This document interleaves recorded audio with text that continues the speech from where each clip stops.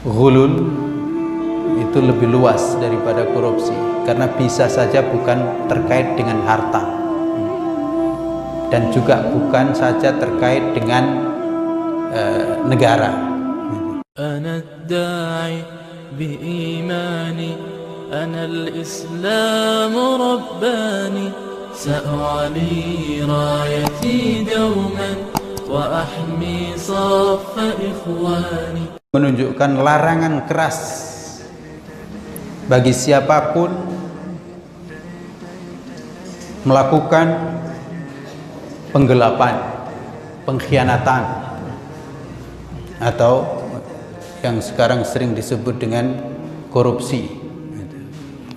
Tapi perlu diketahui bahwa ghulul di sini itu lebih luas daripada korupsi.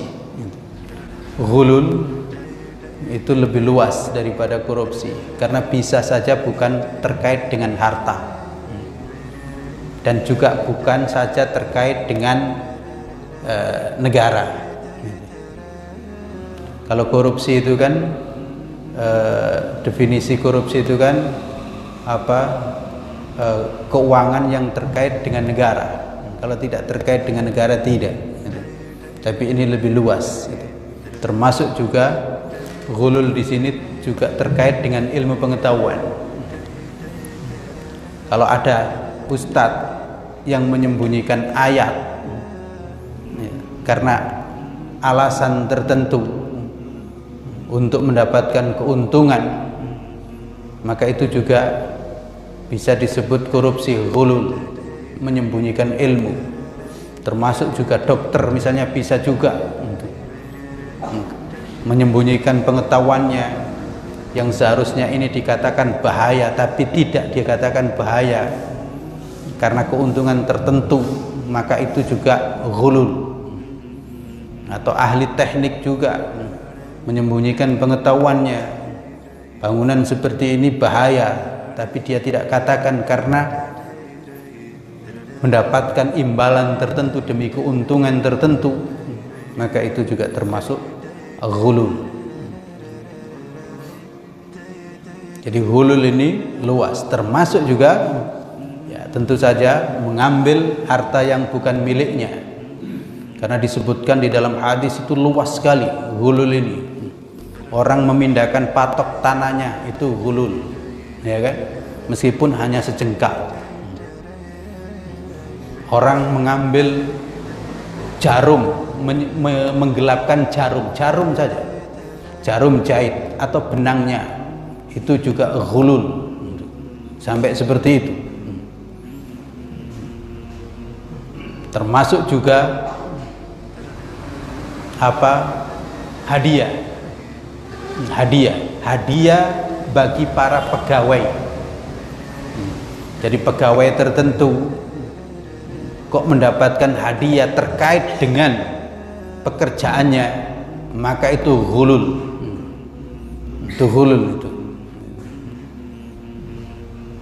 Dia sebagai pegawai sudah mendapatkan gajinya kan, tapi kemudian ada orang yang ngasih hadiah dan hadiah itu diterima, dibawa pulang, nggak dilaporkan kepada atasannya, maka itu adalah ghulul. Perlu diketahui. Dan ini baik pegawai pemerintah maupun pegawai swasta. Dia sebagai pegawai di suatu kantor, dia menjalankan tugasnya, ada orang datang dan terkait dengan tugasnya, loh kok kemudian dia ngasih hadiah kepadanya, lalu dia bawa pulang, tidak dilaporkan kepada atasannya, maka itu ghulul. Atau juga pegawai swasta juga, guru misalnya, dia sudah mengajar di situ dan digaji di situ, loh kok kemudian mendapatkan hadiah dari murid-muridnya, lalu dia bawa pulang begitu saja tanpa dilaporkan kepada pimpinannya, maka itu ghulul. Perlu diketahui, itu ghulul.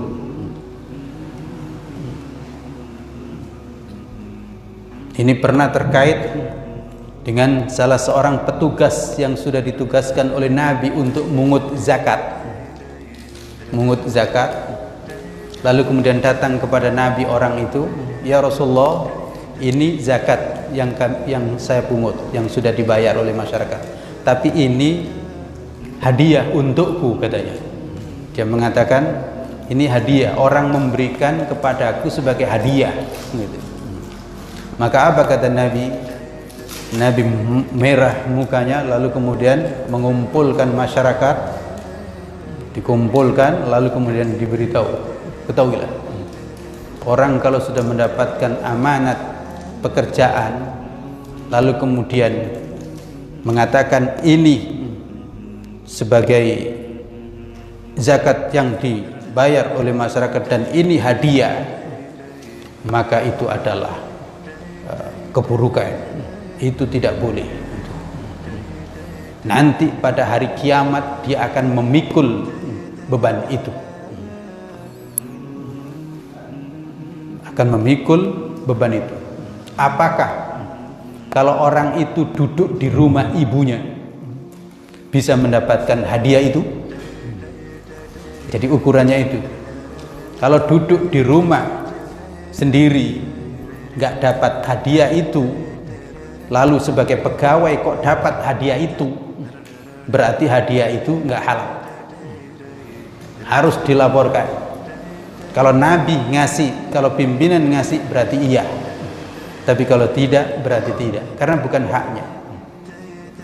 Yang menjadi hak itu andaikan dia di rumah kok dapat itu juga, lalu di pekerjaannya dapat itu juga, iya, berarti itu haknya. Tapi kalau dia di rumah tidak sebagai pegawai itu nggak dapat, dia dapat karena jadi pegawai itu, maka itu termasuk ghulul. Sampai begitu. Dan karena itulah Umar bin Abdul Aziz juga dulu nggak nerima hadiah setelah menjadi khalifah. Tidak. Hadiah bagiku itu berarti riswah, penggelapan. Karena itu siapa saja yang punya amanat menjadi pegawai di tempat tertentu, mendapatkan sesuatu yang terkait dengan jabatan itu, kalau nggak bisa menolak, maka hendaknya dilaporkan di lembaga itu. Kalau pemerintah ya sama, dilaporkan kepada atasannya, kok ada ini. Begitu juga di tempat lain. Jadi ghulul di dalam Islam itu sangat luas. Dan ayat ini meskipun tidak ada teks secara tekstual melarang, maka ayat ini menunjukkan larangan. Karena Nabi dilarang dan kita sebagai pengikut Nabi juga terlarang.